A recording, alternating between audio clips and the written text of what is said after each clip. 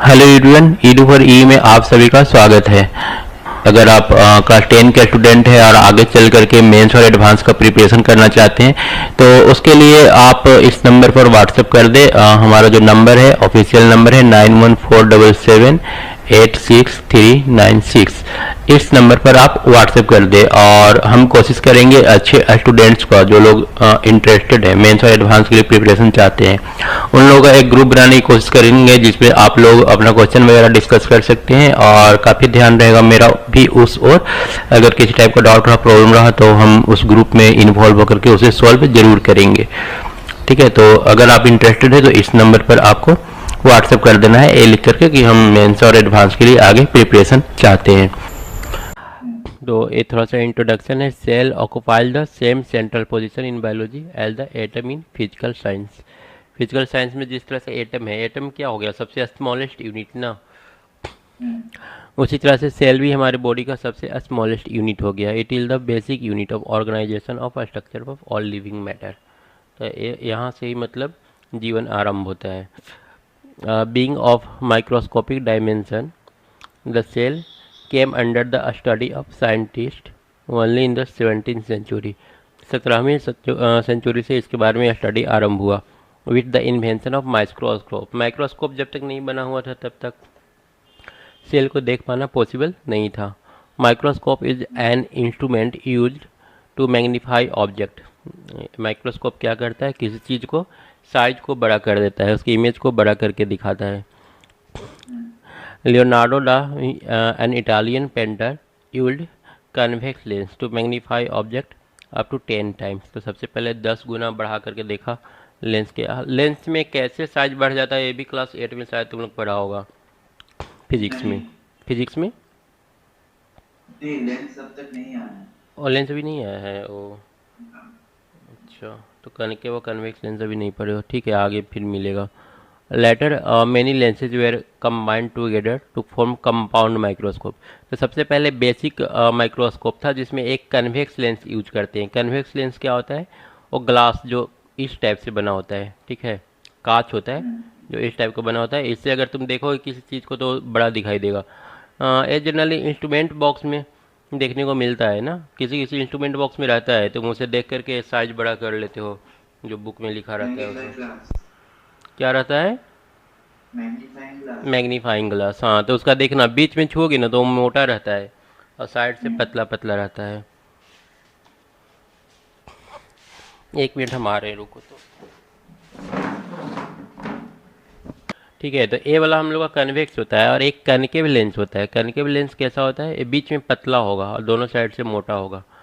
तो किसी को चश्मा में भी लगा रहता है ज़रूरत के अनुसार, किसी को ए लगा रहता है, किसी का ए लगा रहता है।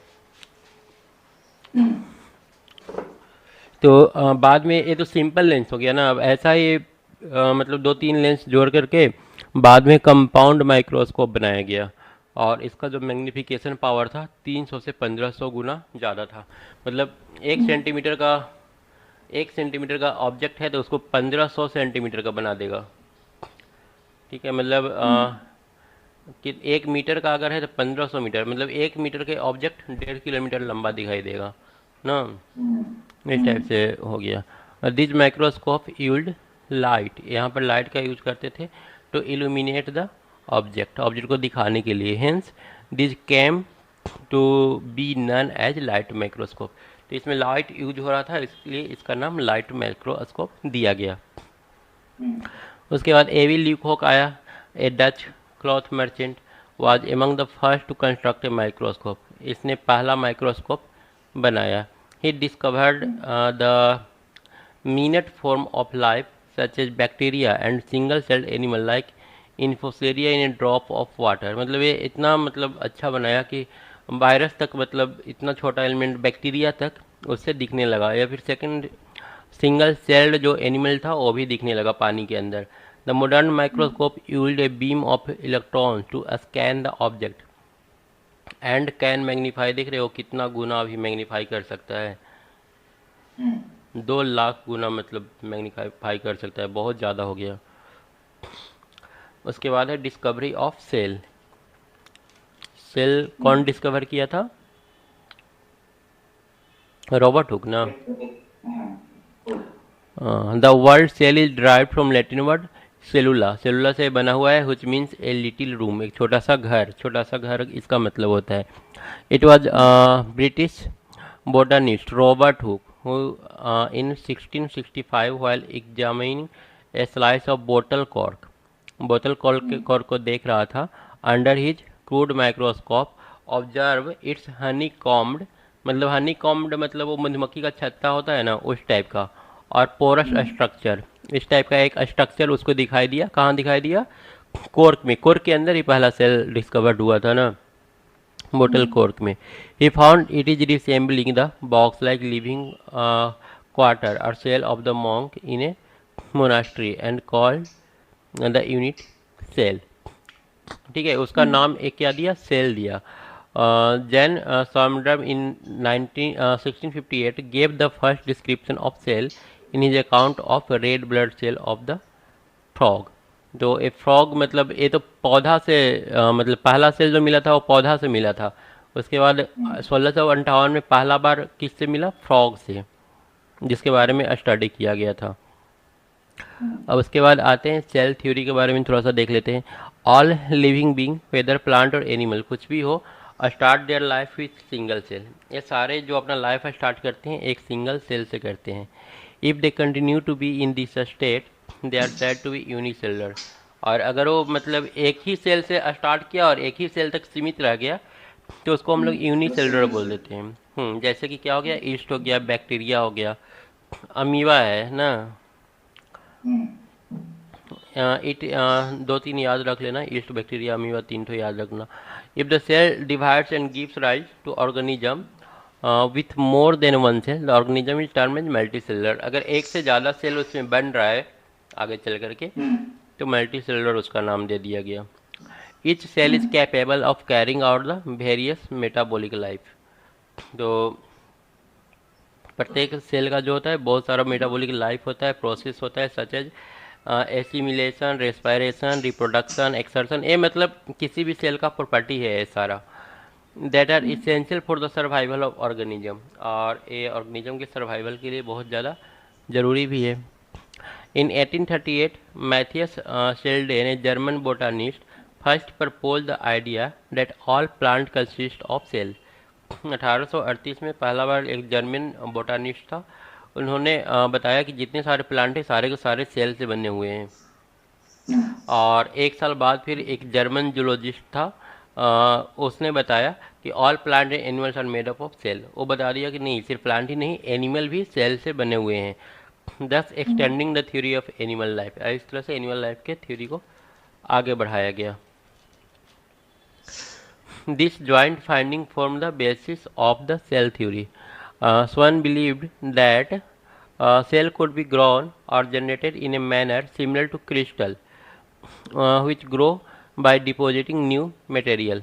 बोल रहा है कि सेल भी उसी तरह से बढ़ता है ना, जैसे सेल इस तरह से ग्रो करता है, जैसे क्रिस्टल होता है ना, क्रिस्टल पर उस पर डिपॉजिट आकर के जमता है, फिर वो थोड़ा सा और बड़ा होता है, फिर डिपॉजिट आकर के जमता है, फिर थोड़ा बड़ा होता है। तो उसी तरह से सेल के ऊपर सेल, सेल के ऊपर सेल, इस तरह से वो भी ग्रो करता है। However research show that during growth cell duplicate themselves through a process that can known as cell division. हालांकि बाद में रिसर्च से पता चला कि एक्चुअल में सेल जो होते हैं वो खुद ही ब्रेक होकर के 2 सेल, फिर 3 सेल, 4 सेल बनाते हैं, और इस तरह से उनका साइज बढ़ता रहता है। मतलब सेल खुद से अपने आप को डिवाइड कर देता है। In 1885, Rudolf Virchow aptly summarized that these observations in the Latin phrase omnis cellula cellulus, मतलब cell arise from pre-existing cell, मतलब वही ये सेल ही सेल से ही सेल बनता है। As he explained, where a cell exists, there must have been a pre-existing cell। अगर cell कहीं पर है तो इससे पहले वहाँ पर पहले से सेल जरूर प्रेजेंट होगा। Just as the animal arises only from animal, plant only from plant. जिस तरह से प्लांट प्लांट से बनता है और एनिमल एनिमल से बनता है, उसी तरह से सेल भी सेल से बनता है। अगर कहीं पर सेल है तो इसका पहले वहाँ पर कोई ना कोई सेल प्रेजेंट होगा तभी वो बना है। Thus a significant addition was made to the cell theory। तो ये थोड़ा सा बेसिक हो गया, ठीक है। यहाँ से 3-4 साइंटिस्ट का नाम तुमको याद रखना पड़ेगा और क्या बोला हो थोड़ा सा ध्यान रखना पड़ेगा। हालांकि यहाँ से क्वेश्चन आने का चांस तो कम ही है, मेन हम लोग का यहाँ से स्टार्ट होता है। Cell shape and size. Cell is a mass of protoplasm having a distinct nucleus, इसका न्यूक्लियस अलग होता है, and limited by plasma membrane, और प्लाज्मा मेम्ब्रेन के जरिए घिरा रहता है ना। A cell is the smallest living unit, cell सबसे छोटा लिविंग यूनिट है, which is able to carry out all the basic function of life, जहाँ पर सारा कुछ होता है, ग्रोथ होता है, मेटाबॉलिज्म होता है, रिप्रोडक्शन होता है। Some simple organism amoeba consist of a single cell, amoeba हमारा सिंगल सेल्ड होता है इसके अंदर। while most plant and animal consist of many cell, और ये जो हमारा प्लांट और एनिमल होते हैं उनके अंदर काफ़ी सारा सेल पाया जाता है, perform a particular function. But even in these multicellular organism the individual cell are capable of growing, feeding, reproduction, और एक के एक मतलब हर एक इंडिविजुअल जो सेल है उनके अंदर कैपेसिटी होता है ग्रो करने का, रिप्रोडक्शन का, फीडिंग का, ये सारा उनके अंदर ये होता है। उसके बाद size of particular cell is in dependent on the surface area by volume. Size हम लोग कैसे पता करेंगे, तो सरफेस एरिया बाय वॉल्यूम करके हम लोग सेल का साइज पता करते हैं। A small body possesses a relatively large surface area, जो स्मॉल बॉडी होता है उसका सरफेस एरिया क्या होता है, लार्ज होता है, and vice versa. Since many nutrients enter the cell and waste leave the cell by diffusion, अब सेल के अंदर जो खाने का चीज़ होता है और डिफ्यूजन के जरिए अंदर जाता है सेल वाल से होते हुए, और वेस्ट पर मटेरियल भी जो होता है वो सेल वाल से बाहर निकलता है डिफ्यूजन के जरिए। And the rate of diffusion is directly proportional to the area available, अब रेट ऑफ डिफ्यूजन ऑब्वियसली जितना ज़्यादा एरिया होगा उतना ज़्यादा होगा rate of diffusion. A small cell is more efficient than a larger one, तो यहाँ पर बोल रहा है कि जो छोटा वाला सेल होता है वो ज़्यादा इफिशियंट होता है।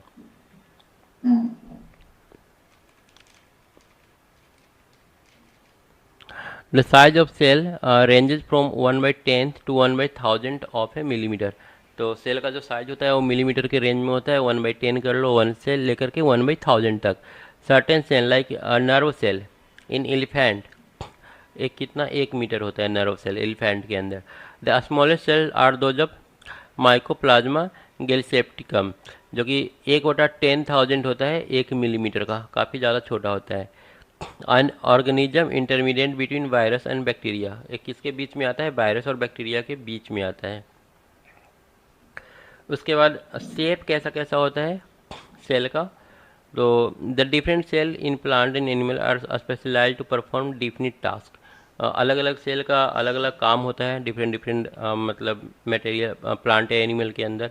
ए particular cell can do only one kind of work, और हर एक पर्टिकुलर सेल जो होता है उसका एक स्पेसिफिक काम होता है। For example guard cell in plant control the opening and closing of pores that allow gaseous exchange, ये पत्ता में होता है गार्ड सेल, ये पत्ता जो होता है ना प्लांट का, वहाँ पर ओपन और क्लोज होता है गैस को मतलब ऑक्सीजन और कार्बन डाइऑक्साइड के इंटरचेंज के लिए। दे आल्सो हैव क्लोरोप्लास्ट, इसके अंदर क्लोरोप्लास्ट भी होता है to harness solar energy for manufacturing the food, जिससे सोलर एनर्जी लेता है। गार्ड सेल फिर आगे पढ़ने को मिलेगा। They are food by the process of photosynthesis, तो गार्ड सेल के अंदर क्लोरोप्लास्ट भी होगा, और गार्ड सेल के हेल्प से जो प्लांट लोग होता है वो गैसेस एक्सचेंज करते हैं। ये कहाँ पर, लीव्स में होता है प्लांट के। Sieve cell in plant transport nutrients, sieve cell का काम होता है न्यूट्रिएंट्स को ट्रांसपोर्ट करना, ये भी आगे पढ़ने को मिलेगा। यहाँ पर देखो दिखाया है गार्ड सेल, ये जो होता है ना पत्ता के अंदर होता है, ये जो हॉल यहाँ पर दिख रहा है ये ओपन और क्लोज होते रहता है गैस के एक्सचेंज के लिए। ये वाला शायद सीव सेल है, एक बार देख लो इसको, प्लांट सीव सेल ना। The red blood cell in animal transport respiratory gas, red blood cell का काम क्या होता है, सांस लेने के लिए कार्बन डाइऑक्साइड और ऑक्सीजन होता है उसको ट्रांसपोर्ट करना। Nerve cell carry message from one part of the body to another, nerve cell का काम क्या होता है, ये तुम्हारा नर्व सेल दिया हुआ है, ठीक है। नर्व सेल ए वाला से अगला नर्व जो होगा ना इसके साथ जुड़ा होगा, यहाँ से फिर इसके साथ जुड़ा होगा। बहुत सारे नर्व एक के साथ एक जुड़े रहते हैं, एक दूसरे के साथ जुड़े रहते हैं, अटैच रहते हैं। इनका काम होता है मैसेज पहुँचाना। जैसे कि मान लो कि फिंगर में कहीं पर जला, ठीक है, आगों के पास हम लोग गए, हाथ जला, तो हाथ जल रहा है, इस सिग्नल जल्दी से हमारे माइंड तक पहुँचता है, किसके जरिए? नर्व सेल के जरिए। Muscle cell contract and relax to allow movement, movement के लिए मसल सेल होता है। फैट सेल क्या होता है? स्टोर फैट परमानेंटली, एक्चुअली ये फैट को स्टोर करके रखता है। फैट सेल होता है जैसे जिसके पास जितना ज़्यादा फैट होगा ना, वो उतना ज़्यादा दिन तक भूखा रह सकता है, क्योंकि फैट में एक तरह का एनर्जी होता है। जब हम लोग खाना नहीं खाते हैं ना, तो हमारा शरीर जो होता है ना, उस फैट से ही एनर्जी लेना शुरू कर देता है, और धीरे धीरे फैट खत्म होने लगता है। तो देखते हो ना, अनशन पर जो लोग बैठते हैं ना, अनशन मतलब भूख हड़ताल जो होता है ना, तो वहाँ पर जिनका फैट जितना ज़्यादा होगा ना, वो उतना ज़्यादा दिन तक जीवित रहेंगे वो। In general there is no typical shape for cell, cell का कोई निश्चित शेप नहीं होता है। देख रहे हो ना, यहाँ पर कोई गोल है तो कोई लंबा है, कोई पतला है, इस तरह से कोई डिस्क टाइप का है। किसी का कुछ फिक्स सेल का साइज नहीं है। Both plant and animal cell show varied shape, such as spherical हो सकता है, ओवल हो सकता है, rectangular, polygonal, spindle, rod shape, star shape. कुछ इरेगुलर होते हैं, जैसे कि नर्व सेल, मतलब कुछ किसी भी शेप का हो सकता है cell. Shown alongside are cell of different shape, यहाँ पर बोल रहा है कि दिखाया गया है। Egg and giant cell, whatever their size, they are just single cell. Egg cell जो होते हैं वो एक सिंगल सेल होते हैं।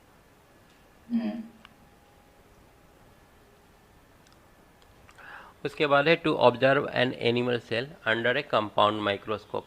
कंपाउंड माइक्रोस्कोप के अंदर हम लोग सेल को कैसे, एनिमल सेल को कैसे ऑब्जर्व करेंगे, तो उसके लिए कुछ प्रोसेस है। प्रोसेस क्या है? Run a finger around the inside of a cheek, cheek के अंदर अपना फिंगर को थोड़ा सा घुमा लो।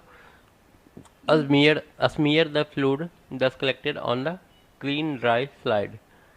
उसके बाद add a drop of methylene blue solution, methylene blue solution इसमें थोड़ा सा डालना होगा,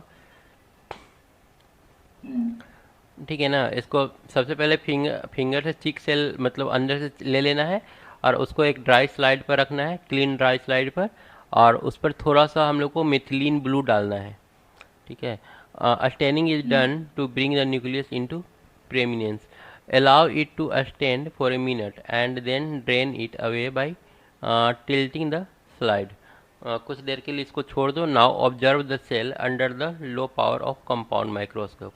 उसके बाद माइक्रोस्कोप के सहारे उसको देखो, तो देखने पर एक कुछ इस टाइप का दिखेगा। The inner lining of A cheek is composed of a single layer of flat cuboidal epithelial cell। ये सारा इपिथेलियल सेल है जिसके अंदर न्यूक्लियस भी साफ साफ दिखेगा, विथ सेंट्रली लोकेटेड न्यूक्लियस। सोचो, मतलब सिर्फ फिंगर हाथ में, मतलब मुंह में फिंगर सिर्फ डालने से इतना सारा सेल बाहर आ गया, तो एनिमल मतलब ह्यूमन के अंदर कितना टोटल सेल होगा। उसके बाद प्लांट सेल को कैसे ऑब्जर्व करेंगे? Strip the epidermis from the inside of onion scale, place a piece of tissue on a glass, मतलब ओनियन को लेकर के थोड़ा सा उसके बीच वाला पार्ट को एक ग्लास पर रख दो। Add a few drop of water, उसमें थोड़ा सा पानी डाल दो। A drop of dilute iodine solution, थोड़ा सा आयोडीन सोल्यूशन भी डाल दो। May be added to stain the nuclei light brown और highlight starch grains present. Now observe the cell, उसके बाद सेल को देखो low power of compound microscope, microscope से, तो ये कुछ इस टाइप का दिखेगा, जहाँ पर बीच में न्यूक्लियस है और ये इसका सेल है, ठीक है, ओनियन का cell. The skin is one cell thick, hence the transparent cell can be seen easily, cell यहाँ पर इजिली देख जाएगा। Parenchyma cell make up the skin of the onion, एक किस टाइप के सेल से बना होता है? पैरेनकाइमा सेल से बना होता है। पैरेनकाइमा सेल भी आगे पढ़ने को मिलेगा। The nucleus and cytoplasm are pushed to periphery while the vacuola occupy the central position. And the shape is determined by the pressure of adjoining cell. If isolated, the cell wall appear round or oval. Round और oval इसका shape दिखाई देगा। यहाँ पर थोड़ा सा बता दिया है लाइट माइक्रोस्कोप के बारे में, तो इसका फिगर देख लो कैसा है। यहाँ पर ऑब्जेक्ट कहाँ पर रखेंगे, हमारा ऑब्जेक्ट जो है ये माइक्रोस्कोप लैंप है, ये एडजस्टमेंट करने के लिए यहाँ पर हम लोग ऑब्जेक्ट को रखते हैं जो स्पेसिमेन लिखा हुआ है। A microscope is instrument use to magnify object increase the size of, ठीक है पहले पढ़ चुके हैं। In addition to magnifying a specimen a microscope must produce a clear image of the closely spaced part of the object. The ability to provide such an image is called resolving power of microscope. तो कितना clear दिख रहा है, कितना बड़ा दिख रहा है, वो डिपेंड करता है माइक्रोस्कोप के रिजॉल्विंग पावर पर। Best optical microscope can not resolve parts of object that are closer than about इतना ऑफ ए मिलीमीटर। ये जो अगर कोई ऑब्जेक्ट, अगर दो ठो ऑब्जेक्ट ले लो, दोनों ऑब्जेक्ट के बीच डिस्टेंस अगर 0.0002 मिलीमीटर है तो इसको सेपरेट दिखा पाना थोड़ा सा डिफिकल्ट हो जाता है। Anything smaller in specimen such as atom, nucleus, virus can not be seen with a optical microscope. तो ये सब काफ़ी क्लोज होते हैं, एटम्स वगैरह, वायरस काफ़ी छोटे होते हैं, तो इनको हम लोग ऑप्टिकल माइक्रोस्कोप से नहीं देख पाएंगे। उसके बाद में microscope used for study of various structure. Anatomy अगर देखना है तो आई और सिंपल लेंस से हम लोग एनाटॉमी देख सकते हैं। हिस्टोलॉजी के लिए लाइट माइक्रोस्कोप चाहिए, साइटोलॉजी के लिए अल्ट्रा माइक्रोस्कोपी मॉर्फोलॉजी। इसके अलावा मोलिकुलर बायोलॉजी एटॉमिक स्ट्रक्चर को देखने के लिए एक कुछ बता दिया है कि किस चीज़ को देखने के लिए क्या ज़रूरत पड़ता है। जैसे अरेंजमेंट ऑफ एटम देखना है तो उसके लिए एक्स-रे माइक्रोस्कोप चाहिए। और एक किसके अंदर ये पढ़ने को मिलता है, पढ़ने को मिलता है मोलिकुलर बायोलॉजी एनाटॉमी स्ट्रक्चर के अंदर। इलेक्ट्रॉन माइक्रोस्कोप से हम लोग सेल कंपोनेंट को देख पाएंगे और साथ में वायरस को देख पाएंगे।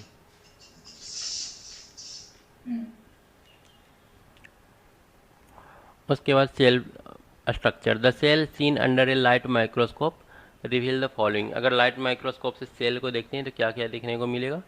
ये बुक कौन कौन साइज का है, दूसरा है? नहीं, कौन सा इसका नहीं है। उसके बाद हम लोग देखते हैं अब सेल स्ट्रक्चर के बारे में। सबसे पहले सेल वॉल के बारे में दिया हुआ है। एक किस चीज़ का बना होता है, सेलुलोज का बना होता है। And plasma membrane which encloses the protoplasm.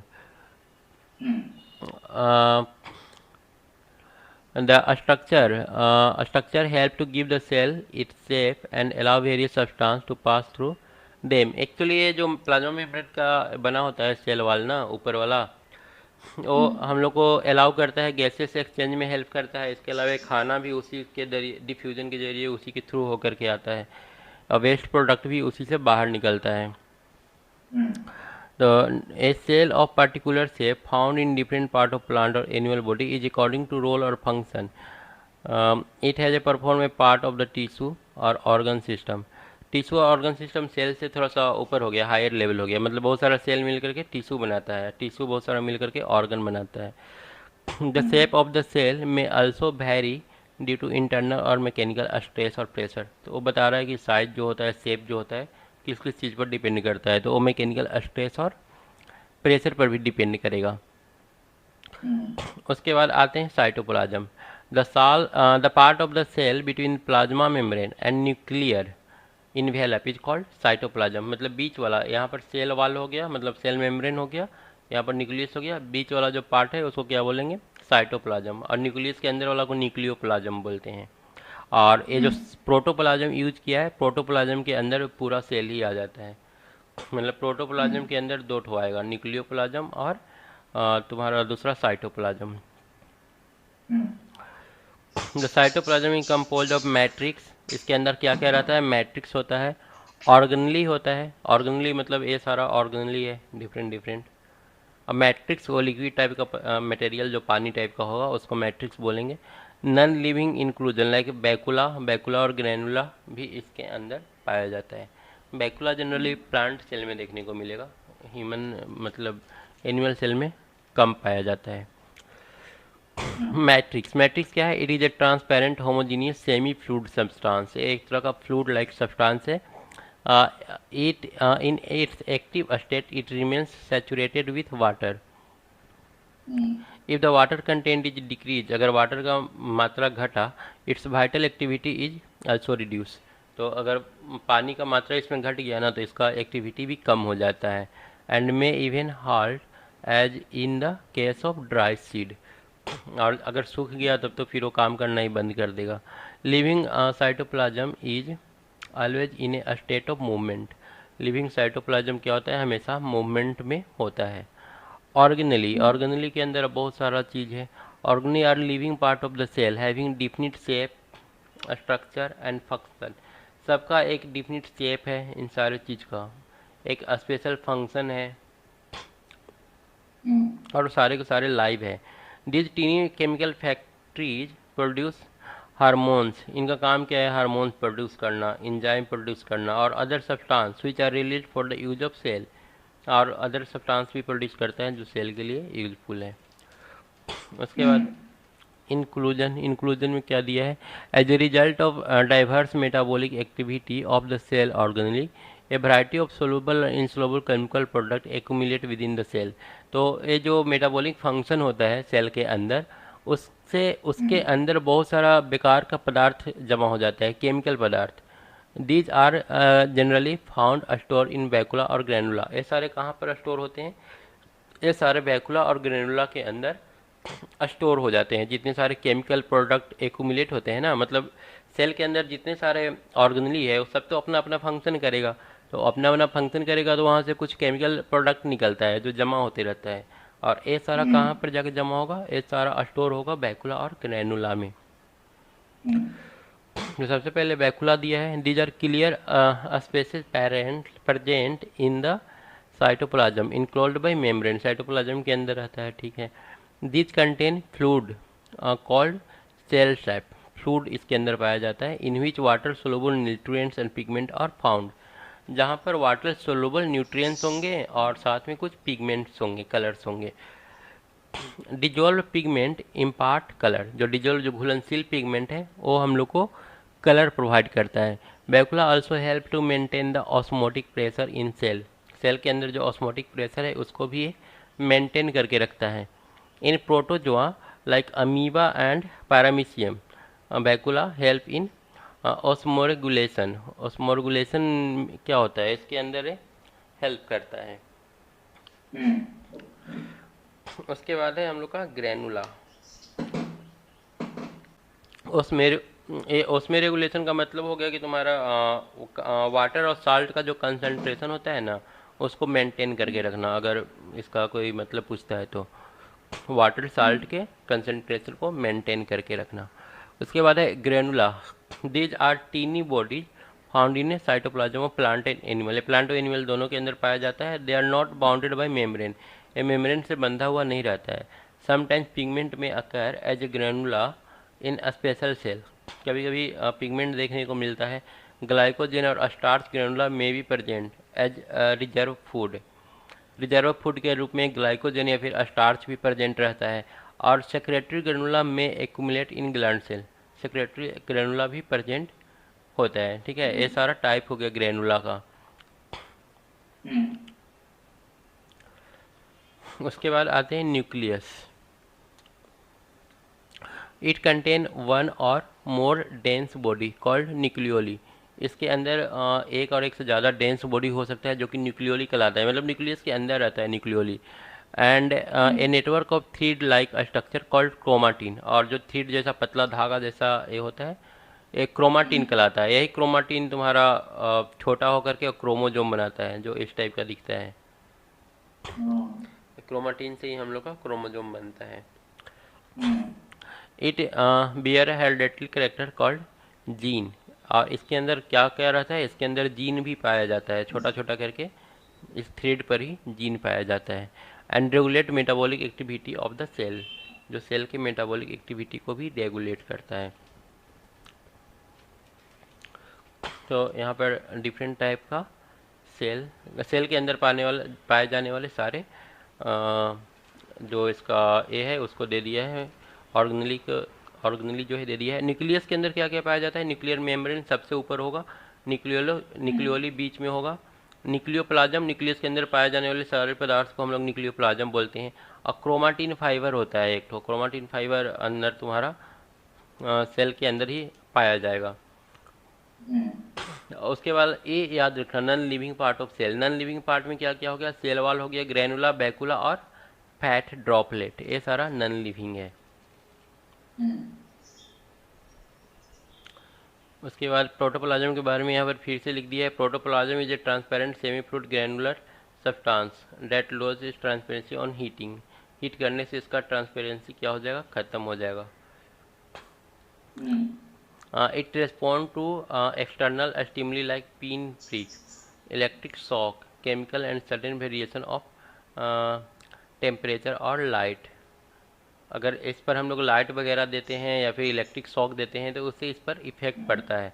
The largest component of protoplasm is water. Water largest component जो है प्रोटोप्लाज्म का, मतलब प्रोटोप्लाज्म के अंदर सबसे ज़्यादा अगर कुछ पाया जाता है तो वो है वाटर। इसके अलावा और क्या क्या पाया जाएगा? Mineral salt, oxygen, carbon, hydrogen, nitrogen in form of protein, fat and carbohydrate form the solid component of the protoplasm. तो ये सारा इसके अंदर प्रोटोप्लाज्म के अंदर पाया जाता है। प्रोटोप्लाज्म किसको बोल रहा है समझ रहे हो ना? साइटोप्लाज्म इसी के अंदर आता था ना, साइटोप्लाज्म और न्यूक्लियोप्लाज्म। पूरा सेल के बारे में, सेल के अंदर का जितना मटेरियल है सबके बारे में बता रहा है। The proton of protoplasm that occur in nucleus is called nucleoplasm. हाँ, न्यूक्लियोप्लाज्म जो न्यूक्लियस के अंदर है उसको न्यूक्लियोप्लाज्म, और न्यूक्लियस के जो बाहर है उसको साइटोप्लाज्म। ओवरऑल को मिला करके प्रोटोप्लाज्म। तो अगर ये पूछा जाता है कि प्रोटोप्लाज्म के अंदर क्या क्या पाया जाता है, तुम ये सारा बता सकते हो, oxygen, carbon, hydrogen, nitrogen in form of protein, इस तरह से। मतलब सीधा कार्बन देखने को नहीं मिलेगा, ये प्रोटीन के फॉर्म में होता है सारा। मिनरल साल्ट, ऑक्सीजन, ये सारा प्रोटीन के फॉर्म में होता है, डायरेक्ट मतलब देखने को नहीं मिलेगा। यहाँ पर नोट दिया है, depending upon their nature cell inclusion are classified reserve, secretory और वेस्ट प्रोडक्ट। तो एक दूसरे तरीके से सेल को भी बांटा गया है, जिसमें एक रिजर्व प्रोडक्ट होता है। रिजर्व प्रोडक्ट में आ जाएगा कार्बोहाइड्रेट, फैट, यॉल्क और प्रोटीन। सेक्रेटरी में क्या आ जाएगा? एंजाइम, पिगमेंट और नेक्टार, नेक्टार प्लांट्स के लिए। और वेस्ट प्रोडक्ट में क्या आ जाएगा? Mineral crystal, gum, resin, latex, alkaloid, tannin, essential oil, ये सारा वेस्ट प्रोडक्ट होता है सेल के अंदर। यहाँ पर सीयू ट्यूब दिया है। सीयू ट्यूब एक तरह का सेल है जो प्लांट सेल है, ठीक है। इसके अंदर न्यूक्लियस नहीं पाया जाता है, तो साइड में करके लिख दिया है।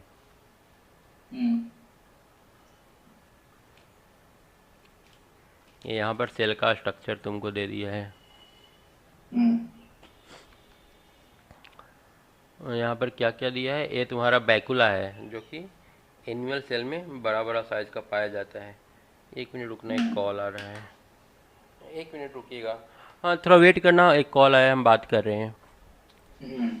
हाँ, हम लोग का यहाँ पर है जोरावरी संतोषपुर। इसमें देखो कहाँ पर क्या पाया जाता है, थोड़ा सा फिगर से समझ लेना चाहिए। इसका हम तुमको एक वीडियो भी सेंड कर देंगे, ठीक है।